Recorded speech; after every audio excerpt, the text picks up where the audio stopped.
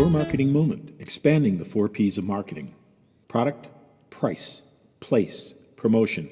Professor McCarthy handed down the original 4 Ps of marketing back in 1960. Since then, the list of marketing elements has expanded, and this video series explores more than an additional dozen marketing concepts that begin with the letter P. More than just alliteration, this is about systematically understanding all the elements that are required to be successful in the post-Don Draper world.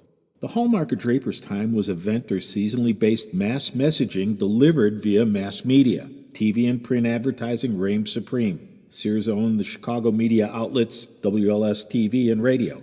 WLS stood for World's Largest Store.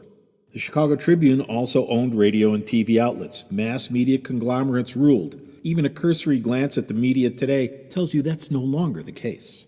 Fast forward 50 years and marketing is all about meeting the prospect exactly where they are in their buying process and doing it with highly customized published content.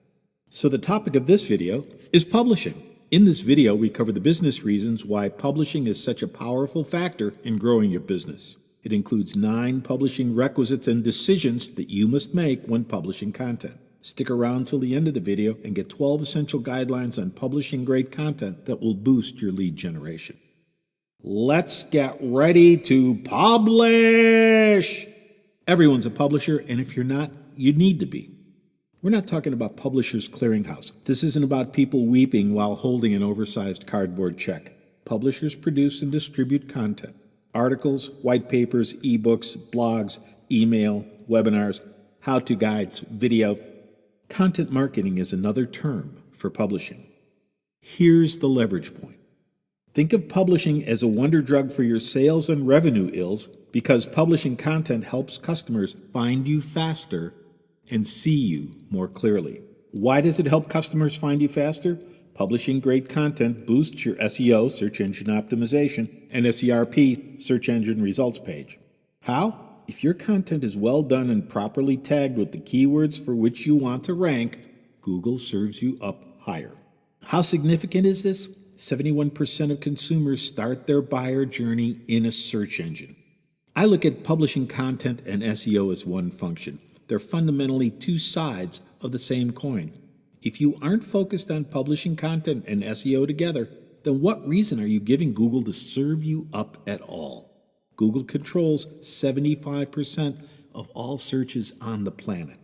Your published content and keywords tell Google who you are and what you're about. Google looks at searcher intent and then determines where to serve you up for that particular searcher. Competitors that are working on SEO and publishing better content are served up higher and essentially stealing your web traffic. More than 25 years ago, when the internet really started to take off, the big concept was shifting labor from workers to the web and turning the customers into a self-service model. CFOs embraced this because they could cut costs. It was efficient, it was laudable, it was intentional. But there was an unintended consequence as well. Pre-internet, if you wanted information, you had to go to the sales rep. Knowledge is power, and so in the pre-internet world, sales reps held the power. With the self-service model in place, the power base shifted from sales rep to prospect, and sales reps no longer controlled the knowledge or the power. Customers are now in control, and that unintended consequence is huge, and yet 25 years later, companies still have not responded to the issue. Rather than leveraging the web by publishing content, they continue to rely on door-to-door salespeople, one rep, one sales call at a time. With that model, how do you scale at a rate with your competitors? Studies say that a prospect has completed about 60% of the customer journey by the time they reach out to a sales rep. With buyers being so far along in the process, publishing the right content presented the right way shortens sales cycles because it accelerates the customer vetting process. How? With more credible and trustworthy information, prospects are more confident in their decision to work with you. In the self-service world, publishing great content educates buyers, establishes credibility, and builds trust. Why does it build credibility and trust? Well, you're giving them the information and knowledge that they want without having to sit through a sales pitch. If the content you publish is good, people will come back. People want to buy. They don't want to be sold. Credibility and trust are required in creating buyers who want to do business with you. Living in the alternative facts world makes establishing trust more difficult, and the stakes have never been higher.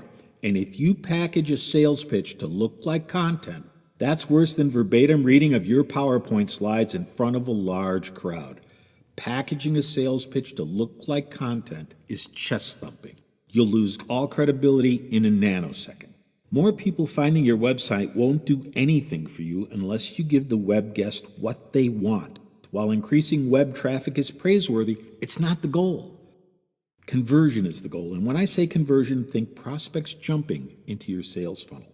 Constantly refining your content, repurposing it, and website changes are crucial to appeasing the Google bots and being found faster. If you don't publish and you don't have strong SEO, how will people find you? Well, you can advertise. Good advertising does create awareness, and if it's good enough to create interest, what will your prospects do? They go to your website to consume the content you've been publishing. Without the great content that people want, advertising to get prospects to your site is just wasting budget dollars. Not only will your web guests leave, but it'll be harder to get them back to your site. How else are you going to grow your business? Well, you can cold call. How's that working for you?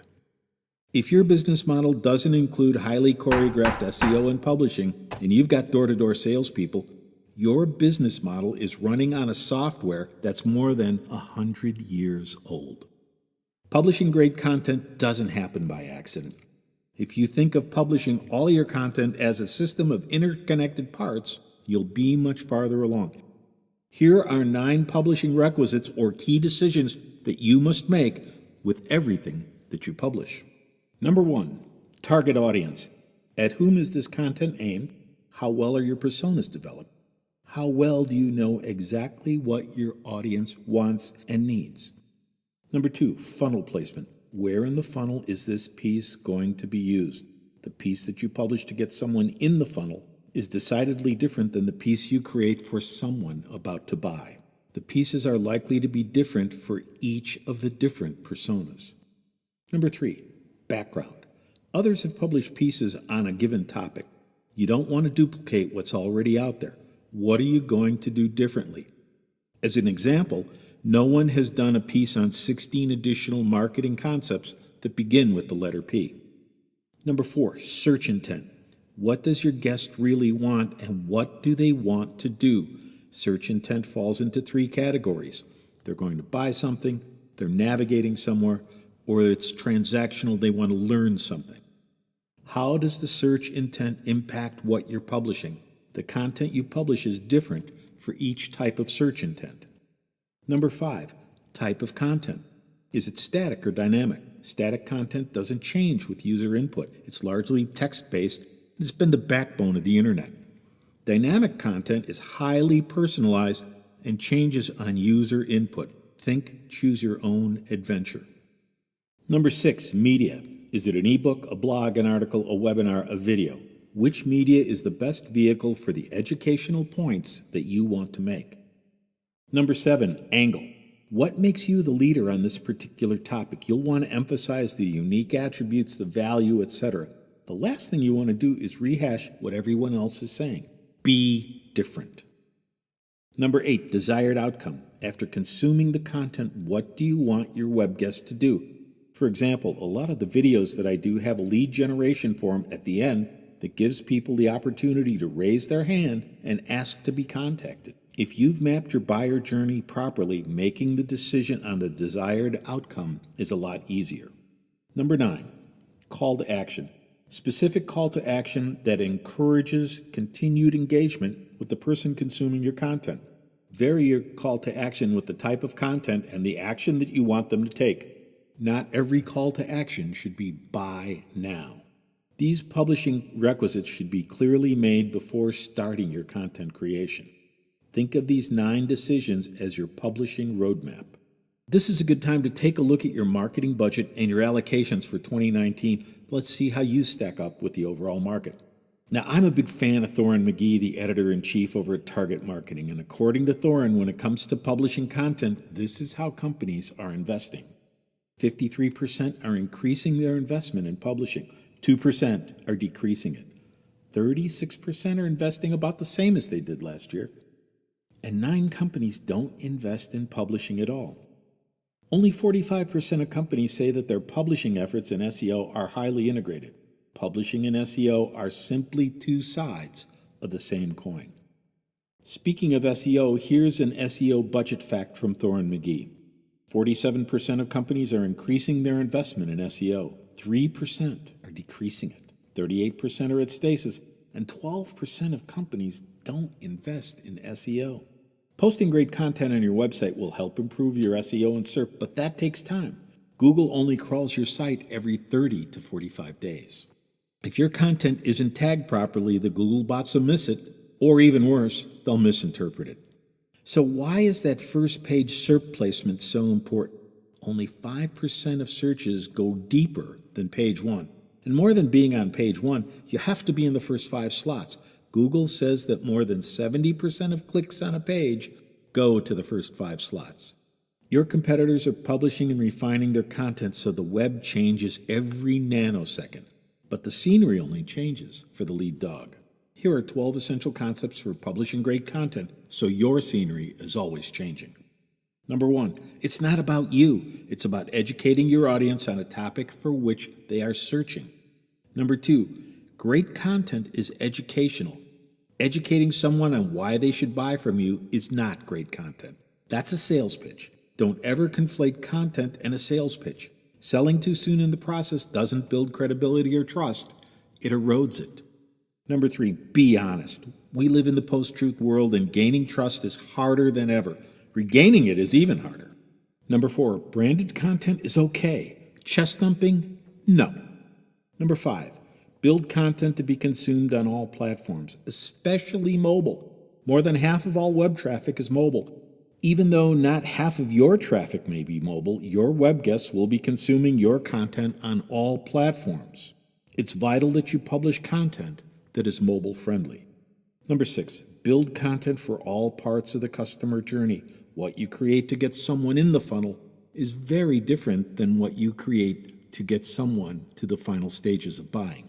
Number 7, publish content for people, not the bots. Number 8, getting your content in front of people who are looking for the answers provided by your content is essential. One of the most effective content approaches is how-to. How-to content creates robust audience engagement. Number 9, how-to also creates better search returns. Google loves how-to searches, and they reward companies who provide answers to the right questions by serving them up higher. Number 10, avoid jargon in your content, especially internal jargon that people outside your company don't understand. Number 11, maintain your audience's attention by using the word you in your content. Place your audience in the center of your piece. After all, it's about your audience. And number 12, match the media and the message. Almost every day I see articles about why video is such a powerful publishing tool. No! If you think video is a powerful publishing tool, shouldn't you make a video to make the point? Speaking of video, please look for the supplemental video on publishing, 11 important facts why video is your most effective publishing tool. After all, only 1 billion hours of video are consumed each and every day on YouTube alone. The original 4 Ps of marketing continue to expand. Watch for the rest of the series. The first video in this series is about promise, which is your brand. And if you haven't seen it, we invite you to check it out. This is Ryan Sardi for Your Marketing Moment, expanding the 4 Ps of marketing. Hey, thanks for watching, and please feel free to pass this video along to someone who needs to better understand why publishing is vital to success in marketing today.